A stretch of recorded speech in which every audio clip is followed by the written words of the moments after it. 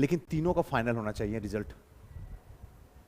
इस सीरीज में कोई पैसा की जरूरत नहीं है। इस सीरीज, आइए आइए, इस सीरीज का बस एक ही टारगेट है, और सिंपल वो जो टारगेट है सिलेक्शन। इस सीरीज में उन इंसान को किसी भी हालत में हम अपने करीब नहीं आने देंगे जिनका मेंस पैदल है। पैदल का मतलब समझ में आया? एकदम चौपट है, उसको इस सीरीज में कहीं से दूर तक नहीं है, और उस पर मेहनत करना समय की बर्बादी, और वो अपनी जिंदगी के साथ मजाक कर रहे हैं। बीपीएससी का मतलब होता है मेंस स्ट्रांग।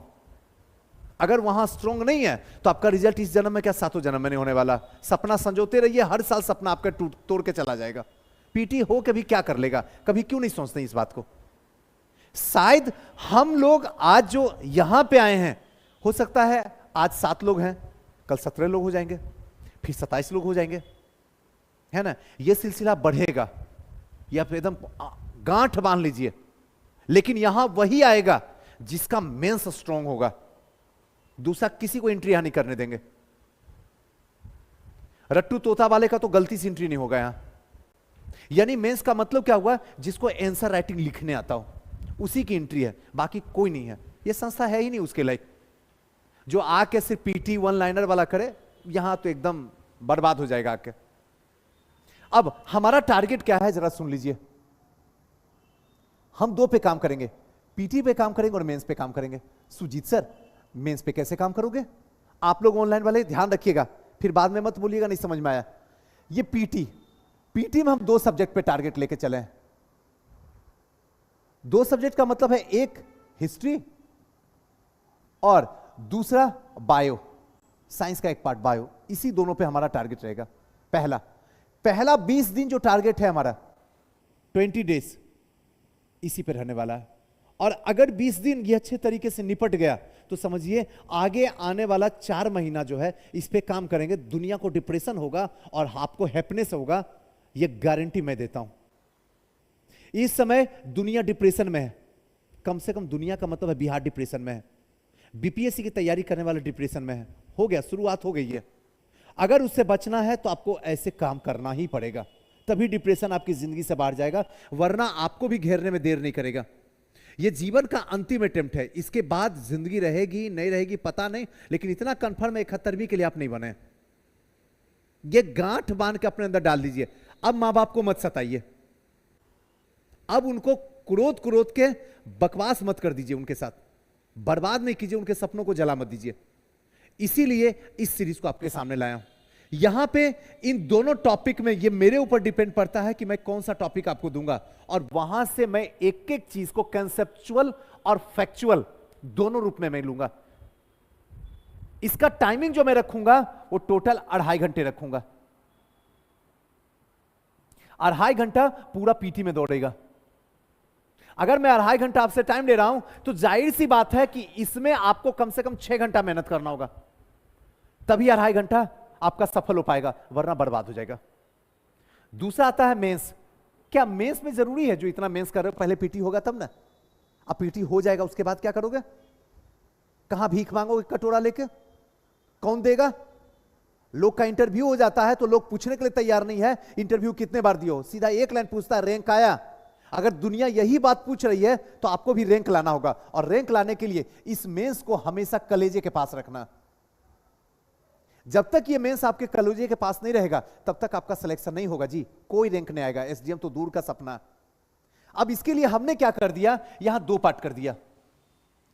2 पार्ट का मतलब क्या? एक सब्जेक्ट उठाएंगे और एक उठाएंगे करंट अफेयर। एक सब्जेक्ट और एक करंट अफेयर। करंट अफेयर का मतलब क्या? एडिटोरियल। आपको एक एडिटोरियल का हम देंगे, कोई टॉपिक हम देंगे, आप यहां पे तैयार कर लीजिए उस टॉपिक को, जहां से तैयार करना, दुनिया के जिस साइड से तैयार करना वो आपके ऊपर है।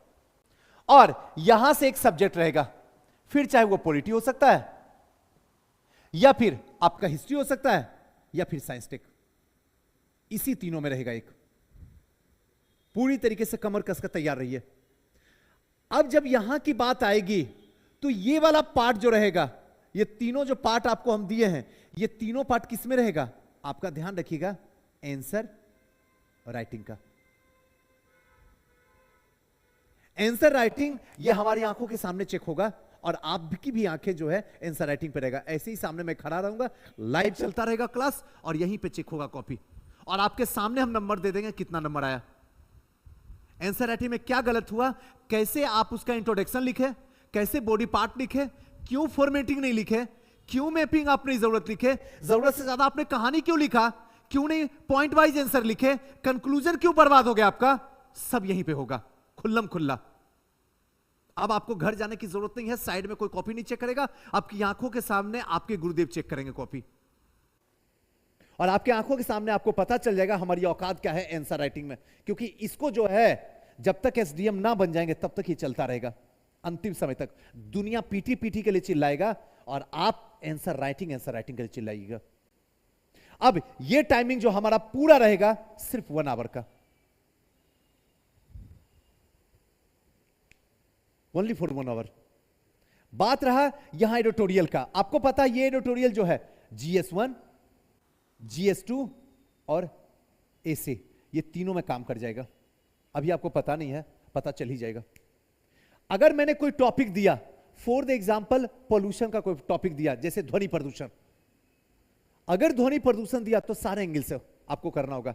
मैं ध्वनि प्रदूषण यहां से दूंगा और यहां से आपको पूरा लेक्चर देने के लिए कहूंगा। जैसे कहूंगा सुमित जी आप इसमें समाज पे क्या प्रभाव पड़ रहा बताइए, यहां पे अमित जी इससे जो है कौन कौन सी बीमारियां हो रही है उसके बारे में बताइए। क्लियर है? यहां से आपको बोलूंगा कि ग्लोबल वार्मिंग में इसका क्या इफेक्ट है, यहां से बोलूंगा इसका समाधान क्या है। चौथा वहां से अमित जी को पूछ दूंगा, अमित जी बताइए साइंस टेक्नोलॉजी की वजह से ही ध्वनि प्रदूषण हो रहा है, और कमाल की बात यह है कि साइंस टेक्नोलॉजी के कारण ही ध्वनि प्रदूषण कम भी हो रहा है। आखिर इसके पीछे का रीजन क्या है समझाइए। सुन दिमाग, ये क्या कर दिया आपने। और टाइम लिमिट रहेगा, इस लिमिट टाइम में आपको बोल देना, टॉपिक दिया रहेगा, आप सारे एंगल से खंगाल लीजिए। क्या इसका राजनीतिक होगा, आर्थिक होगा, सामाजिक होगा, सांस्कृतिक होगा, धार्मिक होगा, सब पे कैसे प्रभाव पड़ेगा, और फाइनली इसका समाधान क्या होगा। एक समाधान जो साइंस टेक्नोलॉजी के द्वारा, और दूसरा समाधान सरकार इसके लिए क्या काम कर रही है, और तीसरा समाधान दुनिया इसके पीछे क्या काम कर रही है। ये तीनों का रिपोर्ट हमको चाहिए किसी भी हालत में, और साथ साथ में आगे इसका टारगेट क्या है। जा रहा कृष्णा जी, नाखून काटिए बैठ के यहां पे, फिर हम दिमाग काटेंगे कल से। क्लियर हो गया ना। बस अब आप समझ लीजिए, इसको कैद करके अपने दिमाग में ले जाकर रख दीजिए। आज के बाद सिलसिला जो है यही चलेगा, आपका ये सिलसिला जो है 29 सितंबर तक चलेगा। आप मेरे करीब रहिएगा, ये टाइम सिर्फ हम ही को देना आपको। परफॉर्मेंस अगर खराब होने लग गया सुजी सर तो क्या कीजिएगा, निकाल देंगे। लगातार परफॉर्मेंस खराब होने लग जाएगा, हम निकाल देंगे। आज कहीं का भी देख लीजिए, किसी भी संस्था का हालत देख लीजिए, 1 ही 2 सिलेक्शन लेता है, 1000 बैठा रहता है, 1-2 का सिलेक्शन होता है, और 1 ही 2 से अगले साल के लिए 5000 लड़का जुगाड़ कर लेता है। क्या मैं गलत बोल रहा हूं।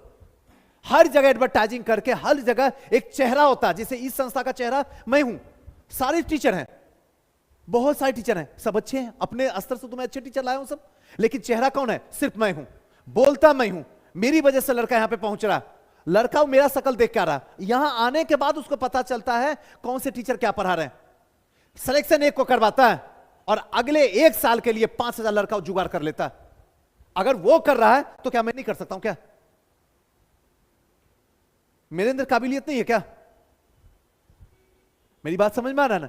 इसीलिए ये जान जाइए, सबका सिलेक्शन नहीं होगा, होगा उसी का जो इस गहराई में डुबकी लगाएगा, जो अपने आप को भुला देगा, जिसको पता है कि अब मेरे पास कोई रास्ता नहीं है, डू और डाई, करो और मरो वाली नीति है। अब अगर मैंने समय बर्बाद कर दिया तो खुदा भी माफ नहीं कर सकता मुझे। अब आपके पास कुछ नहीं बचा हुआ है, और अगर आपसे शिकायत नहीं करना चाहते हैं खुद से, तो आपको मेरे पास आना होगा।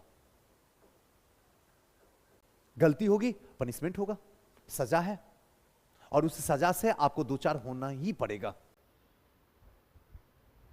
जैसे जैसे समय बदलता जाएगा, 1 महीने के अंदर आपका पूरा का पूरा मेंस क्लियर हो जाएगा, उसके बाद तो समय मिलेगा।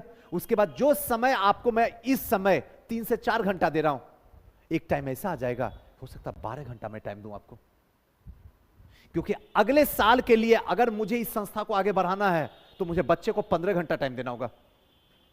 उसके बाद तो कोई जोड़ा नहीं रहेगा जी मार्केट में, अपना संस्था का कोई जोड़ा ही नहीं रहेगा, भीड़ नहीं बैठेगा, लेकिन जो भी बैठेगा वो एसडीएम ही बैठेगा, ये गारंटी है। और उसके लिए हम कुछ भी करने के लिए तैयार हैं।